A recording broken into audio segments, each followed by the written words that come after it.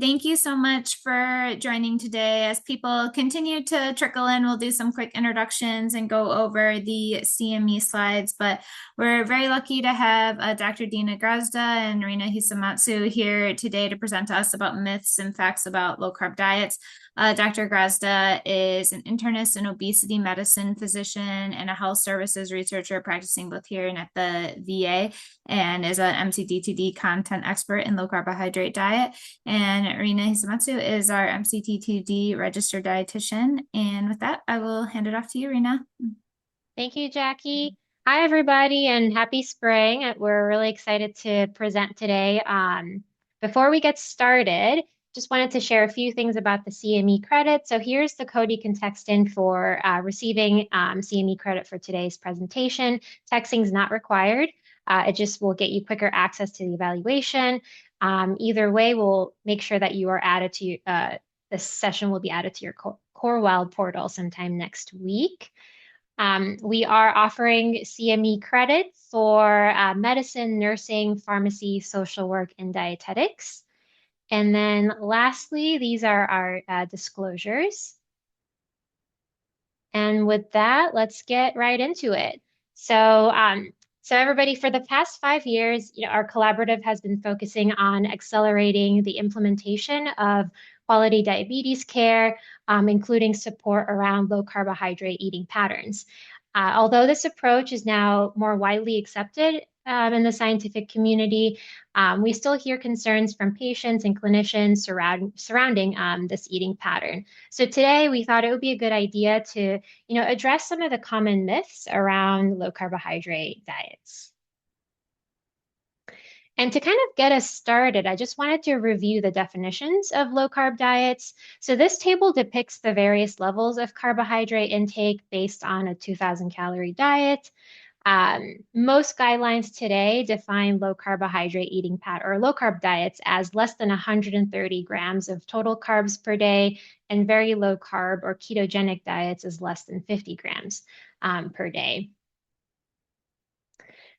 So while certain amino acids and fatty acids are deemed essential due to the body's inability to synthesize them de novo, glucose is not considered to be essential due to our body's ability to synthesize them via physiological processes such as gluconeogenesis from other substrates and glycogenolysis, or the breakdown of glycogen stores. To date, we're not aware of a known level of requirement for dietary carbohydrates that is essential because of these alternative processes exist and able to meet the minimum requirement needed for organs and cells with high energy demand, such as the brain and red blood cells. Furthermore, during prolonged periods of fasting or carbohydrate restriction, glycogen stores are eventually depleted, and lipolysis is promoted to release fatty acids, where it is then oxidized in the liver to produce acetyl-CoA, and then the substrate is then converted into ketone bodies through ketogenesis. And so these ketone bodies then provide an alternative energy substrate for the central nervous system, kidneys, muscles, and other tissues. And this essentially is the mechanism that is activated during intentional carbohydrate restriction, such as we see in the ketogenic diet. So the determination of the minimum dietary carbohydrate intake was based on the average or the average minimum amount of glucose that's required by the brain and central nervous system cells without the need for glucose production from other substrates. And that's how really the RDA for carbohydrate was set at about 130 grams per day for adults.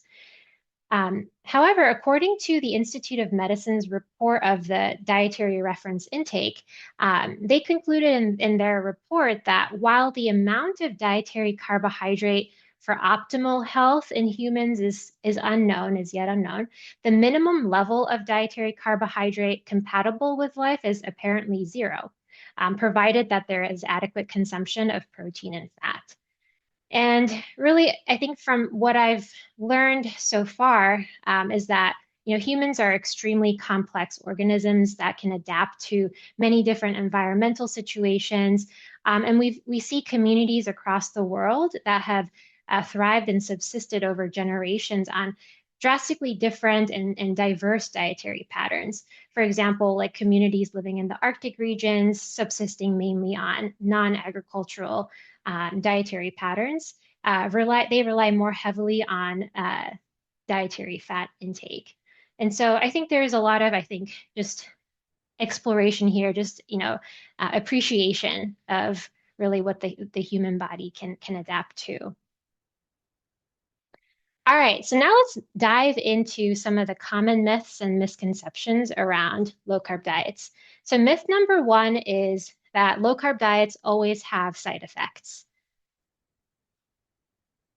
There are several known potential side effects of low carbohydrate eating patterns, and we categorize them into minor and major potential side effects. Just wanted to point out here that typically we don't see this with patients who are on a low carb meal plan, less than 130 grams of total carbs per day, but rather this may be a potential side effect in patients following a ketogenic meal plan. So over the next few slides, we'll discuss mitigation and management strategies for these side effects.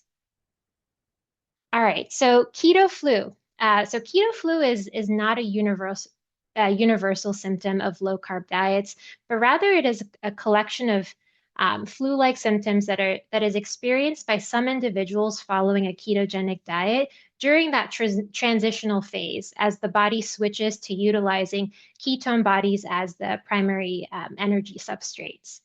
And so symptoms of keto flu are generally due to the excretion of sodium in the urine and consequent diuretic effect of carbohydrate restriction that can lead to a decrease in blood volume.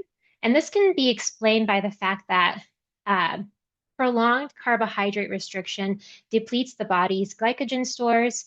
And we know that glycogen is stored together with water and also partly from lower insulin levels. So insulin promotes sodium reabsorption in the kidneys as one of the processes. And so as a result, blood pressure can decrease due to the resulting hypovolemia and diuretic effects.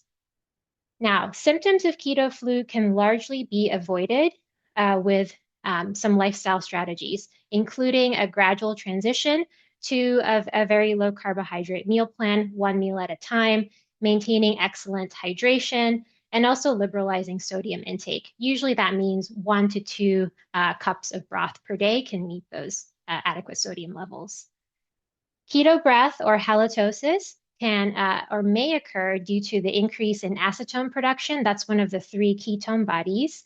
And it's a byproduct and thus is excreted via respiration. So some management strategies here is maintaining good oral hygiene, excellent hydration are some of the common ways to manage this temporary side effect. Constipation and muscle cramping are also manageable through lifestyle. So we know that a well-formulated low carbohydrate eating pattern, it focuses on a variety of non-starchy vegetables, low sugar berries, nuts, seeds, fiber or complex carbohydrates, all of which are fiber-rich foods, right? And this is going to be based on individual carbohydrate goals. And thus, this I would say is one of the making sure that we're incorporating these fiber-rich foods into the diet, as well as maintaining excellent hydration, are some of the key strategies to maintain good digestive health. Some people may consider adding in an additional fiber supplement, such as psyllium husk. And if constipation persists, for some individuals, we may look into individual food sensitivities to identify maybe other causes if not resolved. In terms of muscle cramping, I typically will first explore with patients and rule out other causes first. Personally, I don't, it is not a symptom or a side effect that I hear often from patients, but we may consider making sure that they're reinforcing hydration, electrolyte balance, and then exploring a magnesium supplement if necessary. All right, so There are two potential major side effects that are associated with restricting carbohydrate intake below 50 grams per day. So this is hypoglycemia and hypotension. Now, I wanted to distinguish here that these side effects occur in specific cases. For example, patients with type 1 diabetes or who are on certain glucose lowering or blood pressure lowering medication in conjunction with a very low carb diet. However, the good news is that we have well-documented guidelines on medication adjustments that clinicians can reference when prescribing patients with a very low carb meal plan. One of the things that I remember from past talks that Dr. Heidi Dees presented was that medication adjustment is an art, not a science, right? So she suggested that it can be helpful. A good place to start it would be to identify low-risk patients. This could be patients who are on medications that are on the green safe list. For example, metformin. This could be a good way to get our toes wet and to gain some experience. Um, we won't go into details of this reference guide, but this guide by Cucuzella and all has recommendations that are really helpful on ways to manage and titrate anti-hyperglycemic medications to avoid hypoglycemia for patients who are interested in starting a very low carb meal plan. Certain medications, such as SGLT2 inhibitors, are recommended to stop or discontinue prior to initiating this meal plan, and we'll discuss more in the next couple of slides. All right. So this is an additional resource to guide clinicians on managing blood sugar and blood pressure medications for patients who are interested in pursuing a very low carb meal plan. Again, so these are some ways to titrate insulin doses, and then also ways to adjust and manage antihypertensive medications as well. So when deciding when deciding the safety and appropriateness of type 2 diabetes medications with a low carbohydrate diet, there are three clinical considerations that we want to take into account or think about. So number one is there a risk of hypoglycemia or hypotension? What is the degree of carbohydrate restriction that you would recommend for your patient? And does this medication provide any benefit? If so, do those benefits outweigh any side effects and potential risks? So I think something to think about as we move forward and working with patients on managing their medications along with their dietary advice and recommendation. All right, so myth number two is that low carb diets cause ketoacidosis. Ketoacidosis is often raised as a concern associated with all low carb diets. However, the fact is that very low carb diets can induce nutritional ketosis. So nutritional ketosis is generally characterized by a blood ketone level of 0.5 to 3 millimole per liter. And this generally occurs when carbohydrate intake is reduced, typically between 20 to 50 grams of total carbohydrates a day. And this results in a lower serum insulin level and also shifts the body's metabolic state from using glucose as a primary fuel to using now ketone bodies as the fuel substrate. This is very distinct from diabetic ketoacidosis, which is a pathologic state that results from an insulin deficiency and characterized by much higher blood ketone levels, typically greater than 5 millimole per liter. Furthermore, nutritional ketosis has several well-documented benefits. There's a lot of ongoing research in this today in the scientific community. So benefits include reduced body weight and glycemia, improved body composition via preservation of lean mass and reduction in fat mass, improved cardiovascular markers such as lowering triglycerides, increasing HDL cholesterol and reducing blood pressure, improved cognitive function via neuroprotective effects, and also improving mitochondrial efficiency and reduction in oxidative stress and inflammation. So a lot of, I think, emerging research in this area, which is really interesting to keep up to date with. Now, there is the rare risk of euglycemic diabetic ketoacidosis when very low carb diets are used in conjunction with SGLT2 inhibitors. Uh, Euglycemic DKA or UDKA is characterized by normal or near normal blood glucose levels, a highly metabolic or metabolic acidosis with high anion gap, and also presence, a large presence of ketones in the blood and or urine.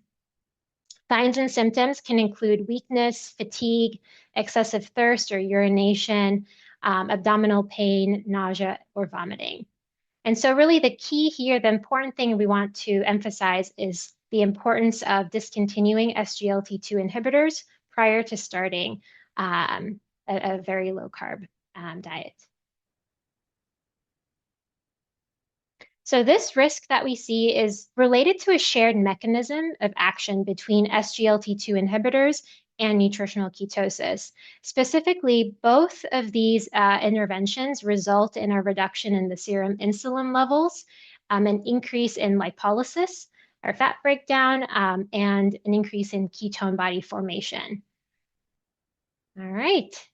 So with that, I am going to now pass it on to Dr. Grazda to take on or to continue the next myth. Thank you, Rena. And I was just looking in the chat. It doesn't look like there is any questions, but feel free to add questions to the chat as we go. All right. So myth number 3 is that low carb diets are not heart healthy. I think this section really addresses one of the most common concerns that both clinicians and patients have about low carb diets.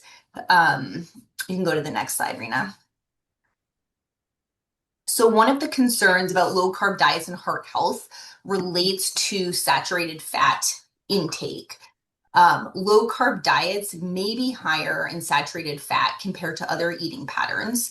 And this is, due in part or, due to the fact that common low carb food sources such as meat, eggs, full fat dairy do tend to be higher in saturated fat.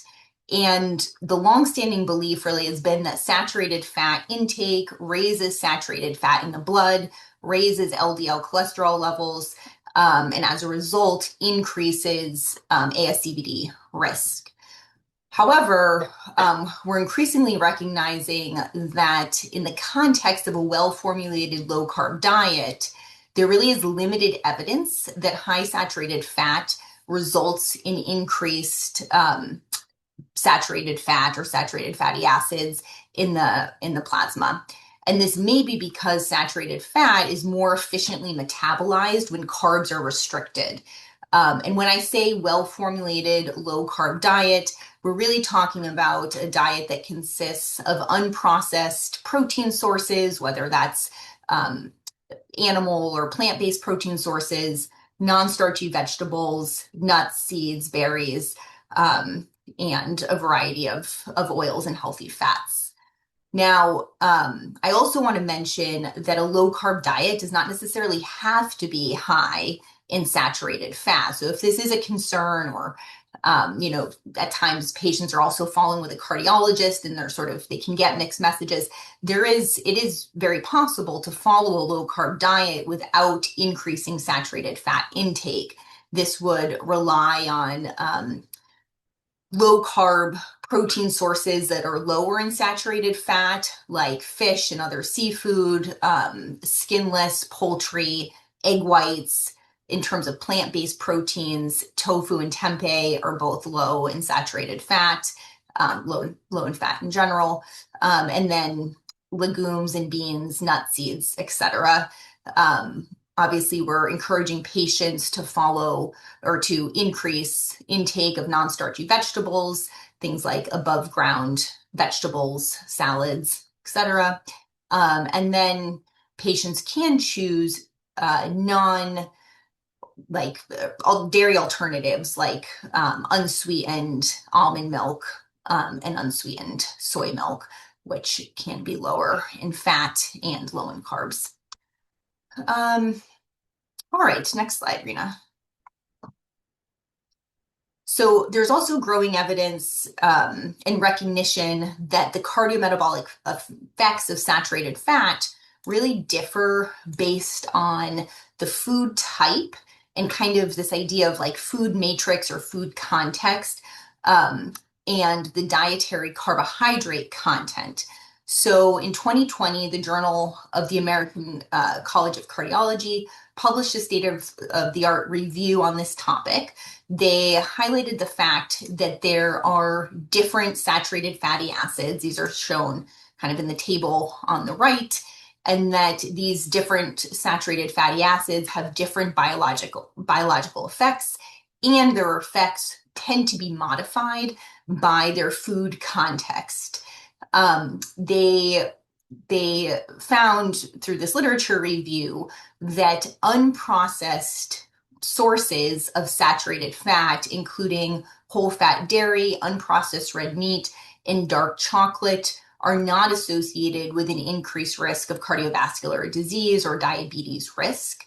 And this is among sort of a growing collection of recommendations and guidelines that really emphasize thinking about food-based strategies rather than sort of explicit macronutrient restrictions or saturated fat restrictions. Next slide. So I just want to contrast this briefly with the American Heart Association, because the American Heart Association sort of maintains that saturated fat consistently increases LDL cholesterol, and as a result, it does carry cardiovascular disease risk. And so they do continue to recommend a saturated fat restriction of less than 10% total caloric intake per day. However, I think we kind of are moving in alignment on certain concepts, which is that what we replace the saturated fat with matters. So we have moved away from just kind of this broad macronutrient focused approach of a low fat diet without consideration for what is replacing the fat source. And they have more recently acknowledged and sort of drawn on a growing body of literature that shows that when saturated fat is replaced with carbohydrates, particularly carbohydrates from starches and sugars, there is no cardiovascular benefit. And in fact, there may be cardiovascular harms. In contrast, when saturated fat is replaced by different sources of fat, like polyunsaturated fats, and maybe to a lesser extent, monounsaturated fats, we do see cardiovascular risk reduction. So really, maybe there's ongoing debate about the role of saturated fat and whether it is itself harmful. But I think we are increasingly recognizing that the food context matters, and that sort of a whole foods, unprocessed approach tends to be beneficial. Next slide. So I think this is a really important slide because this is drawn from the 2020-2025 dietary guidelines for Americans. And what they're showing here is that really the top sources of saturated fat in the diet of US adults and children are not these unprocessed saturated fat sources like whole fat dairy, meat, dark chocolate, etc., but rather the main sources of saturated fat are from mixed food types like sandwiches, desserts, sweets, burgers, burritos, etc. And so this reminds us, I think, that we can, when we have limited time to counsel patients, we may want to focus on helping patients shift their diet from more processed to less processed foods to meet both saturated fat goals, if we're concerned about saturated fat intake, as well as limiting intake of processed carbs and refined sugars, which we know have multiple harms. Next slide. All right. Related to concerns about saturated fat intake is really the concern that low carb diets can increase LDL cholesterol levels. There's a lot of literature on this topic. I do think this 2020 BMJ systematic review and network meta-analysis is a good source. This is a collection of 121 randomized trials representing about 22,000 patients. And they really compared 14 popular diets, so things like low carb, DASH, Mediterranean, Weight Watchers, etc. And they look at key cardiometabolic outcomes. And what they find is that at 6 months, low carb diets had significant cardiovascular benefit or favorable changes in key measures of cardiovascular health. Low carb diets at 6 months resulted in weight loss, blood pressure reduction, an increase in HDL cholesterol. And in general, there was minimal change in terms of LDL cholesterol. They observed a 1 milligram per deciliter decrease, but this was not statistically significant. And for what it's worth, when we look at the role of other diets on LDL, we do see that certain eating patterns, particularly Mediterranean and DASH style diets, can decrease LDL cholesterol to a greater degree. However, we're not seeing any profound increases in LDL cholesterol. Next slide, Rena. This study also looked at 12-month outcomes, and I think this is important and sort of consistent with what we see with other diet literature, which is that by 12 months, participants commonly regain weight. And as a result of weight regain, they have reversal or diminishing cardiovascular benefit. So, I think the take-home message here is that maintaining any dietary pattern over time can be challenging. Many diets can have benefit in terms of weight loss and cardiovascular favorable changes in measures of cardiovascular health. And really, we want to help patients find a diet that they can sustain over time. And in subsequent slides, Rena will highlight some literature demonstrating that low carb diets can be sustained among certain groups of patients. Next slide. So I want to at least acknowledge that, so on average, we're really not seeing significant LDL elevations with low carb diets. We do see at times minor LDL increases, which generally range from 3 to 15 milligrams per deciliter.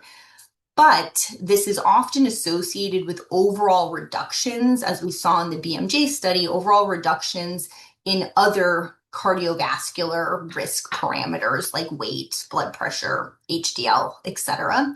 And so we really need to take the full clinical picture into consideration. A patient, for example, who has a 5-point increase in LDL, but loses weight and has a reduction in waist circumference, improvements in other measures of cardiovascular health, could, be encouraged to follow that eating pattern. There is some literature that shows that profound increases in LDL can occur in a subset of patients, but this is typically occurring in patients with normal or low BMI. This is a phenotype called lean mass hyperresponders. We're not going to go into detail about this today, but this is like a separate metabolic pathway that again relates to efficient metabolism of fat and is not thought to confer cardiovascular risk. Next slide, Rena. And one of the reasons that this increase in LDL is not thought to be associated with cardiovascular risk is that when we kind of take a more nuanced look at LDL measures, we see that the increases in LDL that occur with a low carb or very low carb eating pattern are typically this pattern A. So pattern A is larger LDL particles. These are sort of more buoyant, less atherogenic particles as compared to the higher risk phenotype, which is small LDL or pattern B. So low carb diets tend to switch patients from pattern B to pattern A. And in fact, if you go to the next slide, Rena, we see similar lipid changes with SGLT2 inhibitors, which of course, we are widely accepted as a drug that confers cardiovascular benefit. So SGLT2 inhibitors and low carb diets have a similar mechanism of action. I think I have a slide coming next on that topic. Oh, you can go back, Rena. Sorry. But even SGLT2 inhibitors can increase HD or LDL cholesterol by up to 10%. And this is typically, we typically see that pattern shift where patients on an SGLT2 inhibitor who have increases in LDL or having these larger, buoyant, less atherogenic particles as compared to the small, dense LDL particle size. Next slide. And again, I don't need to go into detail on this slide, but just sort of saying that SGLT2 inhibitors can increase LDL by supporting a mild ketosis, similar to nutritional ketosis, which Rena discussed earlier. And it's really the shared mechanism of action that results in LDL cholesterol increases if they do occur sort of with both the drug and the diet. Next slide. All right, so myth number 4, low carb diets cause kidney damage. Next slide. So the main concern here is, or a common assumption is that low carb diets are high protein diets, but that is not the case. Low protein or low carb diets are adequate protein diets. We're generally not encouraging patients to increase protein intake unless there's, a health reason to do so. So you can see even on this very low carb plate on the left, it's 4 to 5 ounces of fish or chicken as the example, and they're not increasing their protein, but rather they're filling their plate with non-starchy vegetables and healthy fats. Next slide. Protein is essential for health. The recommended daily allowance for protein is 0.8 grams per kilogram per day. This RDA is really the minimum intake that's required for someone to remain in a positive nitrogen balance and prevent muscle breakdown. This is not a maximum, but it's really sort of the minimum that somebody needs to intake to maintain good health. There is a growing body of evidence that supports protein intake above the RDA in certain patient groups. We'll talk about that in the next slide. And that this increase, there's no data to suggest that this increase in protein is associated with any decrease in kidney function or eGFR in individuals who have normal renal function at baseline. Next slide. So protein intake ranging from 1.2 to 1.6 grams per kilogram per day can have health benefits as compared to protein intake that is consistent with the RDA of 0.8 grams per kilogram per day. These benefits include improved muscle synthesis and function, improved mobility, improved bone health, and an increase in overall lifespan. Higher protein dietary patterns can lead to improved satiety and appetite control, so they can be helpful for supporting weight management.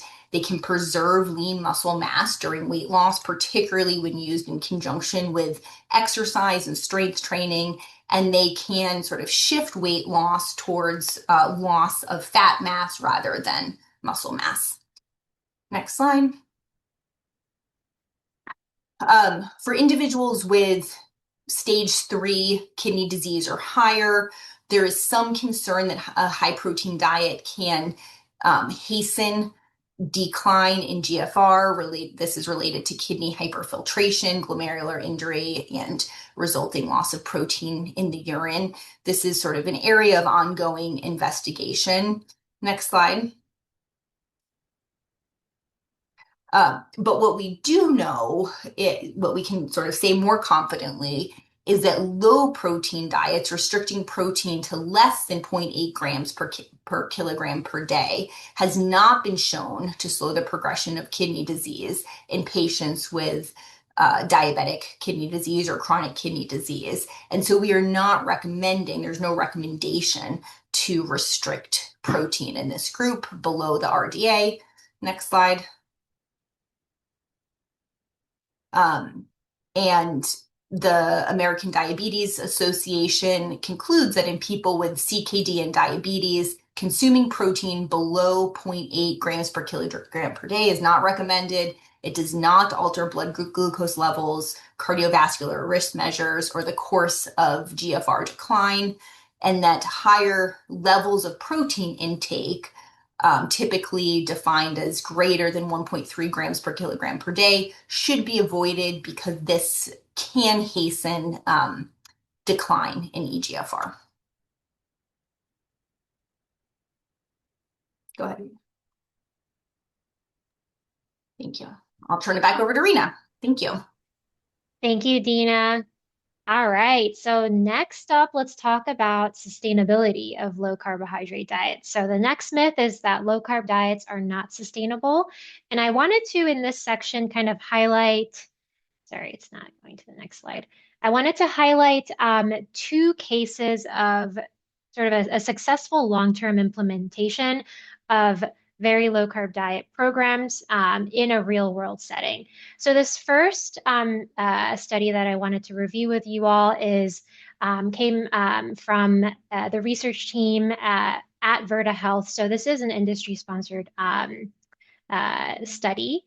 But essentially, the design of the study was to look at the 5-year outcomes. So this was a 5-year extension study looking at a very low carbohydrate diet, telehealth program together with a kind of interspersed in a continuous care model. The participants of this study were adults with type 2 diabetes. They had an average A1C of about 7.6%. And the intervention itself was an app-based, very low carb program where participants received at-home ketone testing strips in addition to nutrition counseling support, medication management support with their healthcare team via in-person or app or virtual care support. And so this was not a randomized trial, so participants opted in to try out this program. And what I think one of the most interesting things about this study here is around the incredibly high retention rates of participants across the 5 years.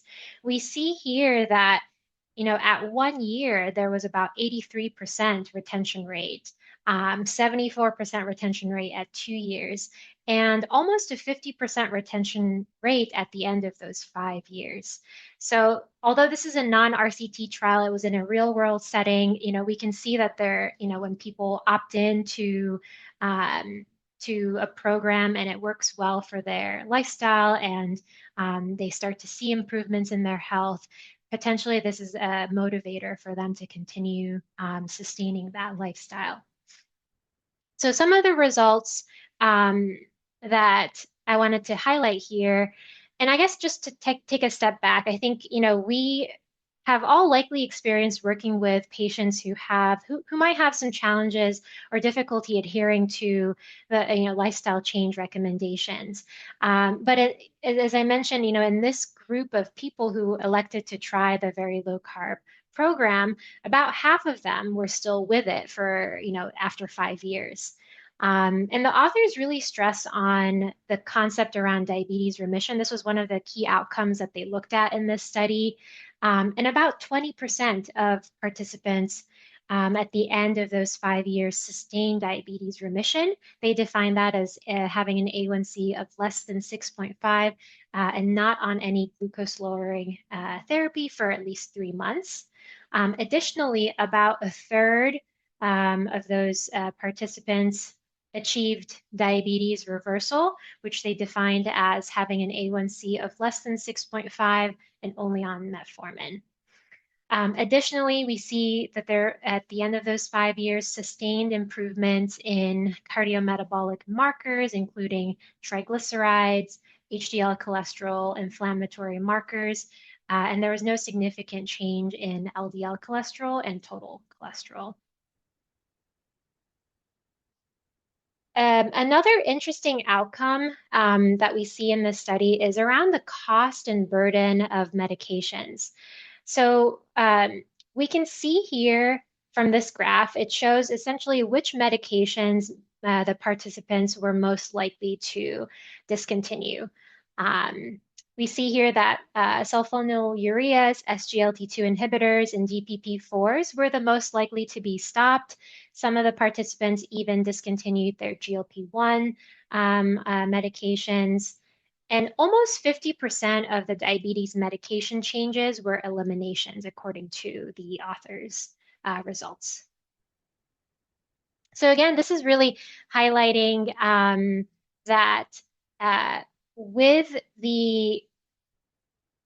efficient and sufficient resources and continuous care and follow-up, it is possible for individuals to adhere to a low carbohydrate lifestyle, and not only that, to sustain that, especially I think when likely when patients experience an improvement in their health and they're able to decrease their medication and lower their burden of medication and the cost associated with this. I think this is like additional motivators for them to want to continue to continue this lifestyle.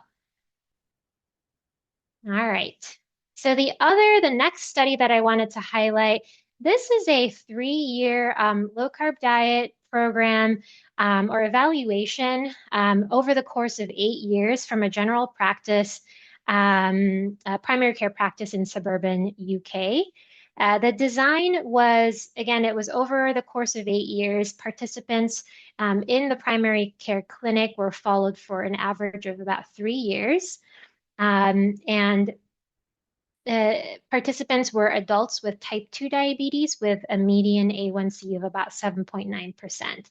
So the intervention was essentially, it was integrated into the primary care practice where patients with type 2 diabetes were invited to join in the program. It was a very low carb diet program with weight loss guidance. They were offered either individual, group, and phone consultation or a blend of these support pathways, and they were followed over the course of 33 months. So what we see here in the results is that about half of the patients, or about 40% of the patients with type 2 diabetes in their clinic enrolled in the program. And a little bit over half, or 51%, of those participants achieved diabetes remission. So again, A1C less than 6.5 without any glucose-lowering medication for at least 3 months. Authors also found that those who achieved remission started out with a lower A1C compared to those who did not achieve remission. Additionally, those with the highest baseline A1C were most likely to see the biggest improvements in their A1C upon reducing their dietary carbohydrate intake. And I think that, again, it gives, that provides a lot of, I think, hope and ideas, you know, for patients who may have poorly controlled type 2 diabetes. They may be able to achieve significant improvement in their glycemic control without the addition of increase in pharmacotherapy. We also, similar to other, prior low carb diet studies, we see improvements in metabolic parameters and systolic blood pressure, as well as significant weight loss as well. The result and the outcome that I thought was most interesting that I wanted to highlight here is that the duration of type 2 diabetes may impact remission rates. So what the authors found was that 77% of those who opted to try the low carb diet based program within the first year following their type 2 diabetes diagnosis achieved remission.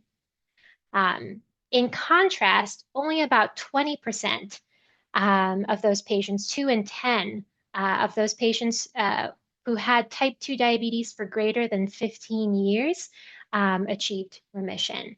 So I think it really, I think, provides an important window of opportunity to target that there may be, you know, a focus on or a difference in metabolic age or duration of type 2 diabetes that can really impact chances of diabetes reversal or remission. And I think really can be a helpful target area when we think about our clinical practice and workflow. So really kind of targeting patients who are newly diagnosed may be a really great place to start and to target. All right. Lastly, the final myth that we'll cover is the cost of low carb diets. So many perceive low carb or ketogenic diets as being expensive. And however, while it may be true that some low carb foods are expensive, for example, grass-fed beef, free-range eggs, organic produce, while that may be, you know, while those products are expensive, we don't need to include those expensive ingredients to follow a balanced low carb lifestyle. So in this section, actually, I wanted to highlight this was an interesting study that came out of New Zealand.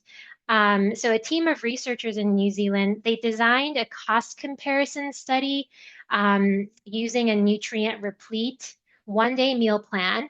So they compared the cost of between a low carbohydrate meal plan versus a standard meal plan that was following their national dietary guidelines for a hypothetical family of 4. And so this graph right here shows you the results in terms of the cost per day, comparing those two diets. The total daily costs were very similar, and with a difference of only about $8.25, with the low carb diet being the costlier option.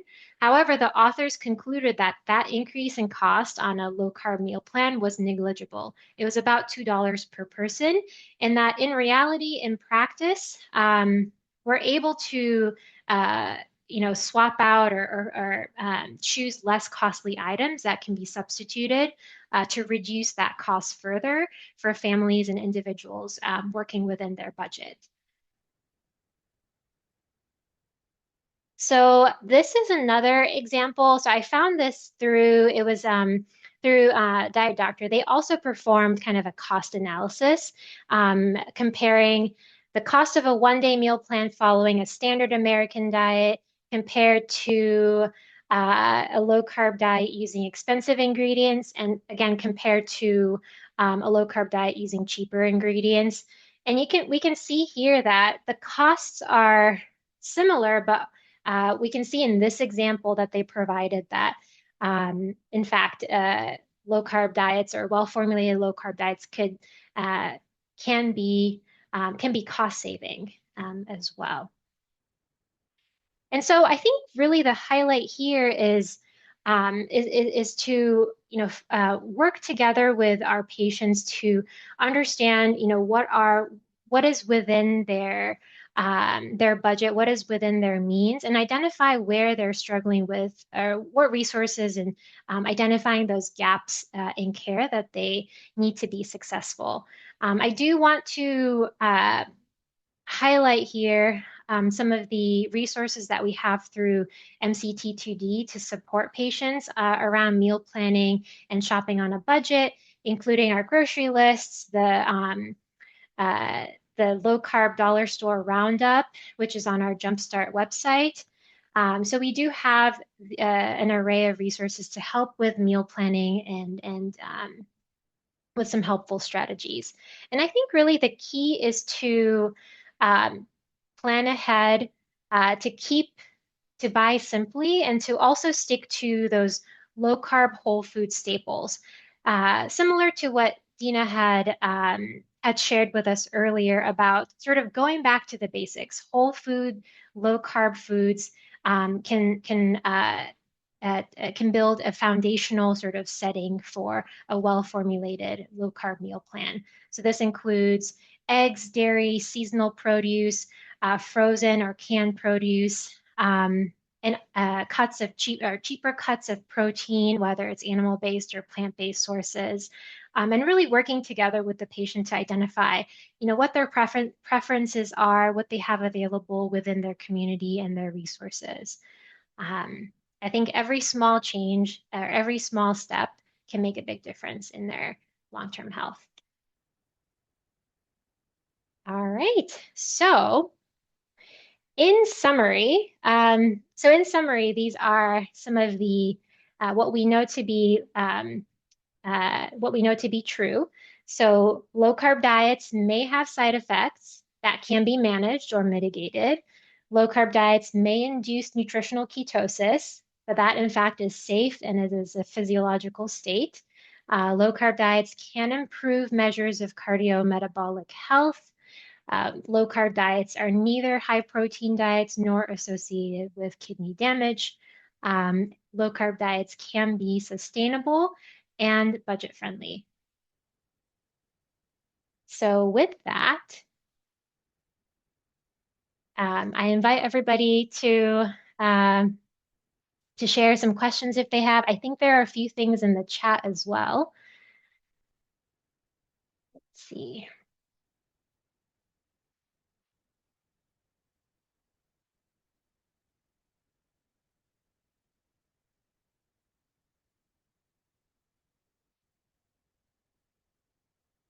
All right, so I'm going to go in order. I see a question. Do you use protein intake calculations based on actual or adjusted body weight? That's a great question. So more recently, I've been working together with my colleagues in primary care, and what the consensus that we came up with, and based on the literature review, is that we have kind of been shifting towards that higher protein recommendation of at least 1.2 grams per kilogram of body weight. And we've been using actual body weight up until BMI of 30. So that BMI of 30 is the cutoff. And so for individuals with a BMI greater than 30, we would use their weight at BMI 30 to calculate or to estimate their protein needs. So that's what I've been practicing as well in clinic.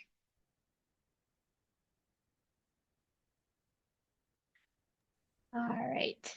I can answer the second question. Let me just open it up here so I can read the full thing.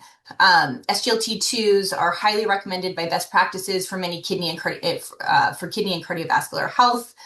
What are your thoughts on patients with high cardio and renal risk factors who are currently experiencing these morbidities?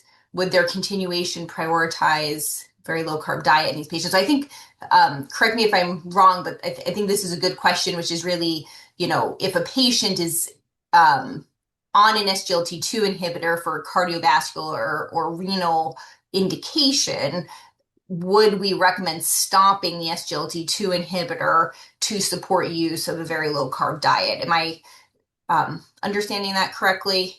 I think, let's see, jump in if I'm not, but I think, that is something that comes up. I would say that in those cases, I like what's put in the chat here, which is that, we might be recommending a higher carb intake to safely consider use of the SGLT2 inhibitor, particularly if the patient has a risk factor and is deriving benefit. Focusing on, generally we're recommending somewhere between 80 to 100 grams of carbohydrate in our clinical programs for patients who are on an SGLT2 inhibitor and do want to restrict carbs. So I think in that range, it's fine. It's safe. There are patients that are on SGLT2 inhibitors for diabetes, as Rena said, where it could be a shared decision to come off of the drug to trial the low carb diet. In those cases, if a patient is benefiting from a very low carb diet, great, you can continue it. But if they're not, you do want to consider reinitiating the SGLT2 inhibitor. And then the last point I'll make is that in some patients who can't tolerate an SGLT2 inhibitor due to side effects, we could think about initiation of a very low carb diet to sort of simulate the benefits we might get from an SGLT2 inhibitor in a patient who cannot tolerate the drug. There's no, clinical trial evidence on that, but I think it's a prudent sort of pragmatic approach that I've used with some patients. Let's see, any other questions? Looks like there's one more. I can read it for you. Do you have recommendations for people with type 2 diabetes regarding family dynamics, specifically around holidays? So many of our holidays in our country have eating as an important part. I have noted some patients who have increased diabetes distress within family and cultural dynamics, as well, as well as them telling me they feel they no longer enjoy meals. In general, they feel stress around eating.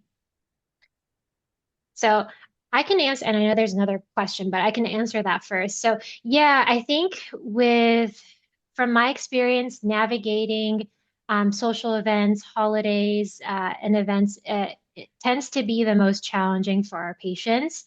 What I typically encourage my patients to focus on is uh, not to set their plan within like rigidity and to ahead of time, it can be helpful to think about setting a realistic intention for how they would like to navigate the holidays. In my personal opinion, um, it's okay for patients to decide that they are going to liberalize their carbohydrate intake over the holiday season, as long as they go in there with that plan and uh, as long as they decide on that plan, to me, it's not a kind of deviation from their journey or from their efforts. It doesn't mean that they're falling off of the wagon per se, but rather the important thing is to uh, continue to plan to kind of get back on their lifestyle that they intend to follow to find that sustainable to continue with their health journey, essentially. So I think that's one of the ways is to give our patients permission and let them know that it's okay to have, that slice of cake or to have your grandma's cookies that she prepares over the holiday season once a year, right? That's we're not telling our patients that they can never have these foods. It's more so about finding that balance and being able to adapt to those changing environments. As long as they are able to uh, uh, come back to a lifestyle that has been supporting their health, and I think that is really the most important thing. Dina, did you have anything you wanted to add to that?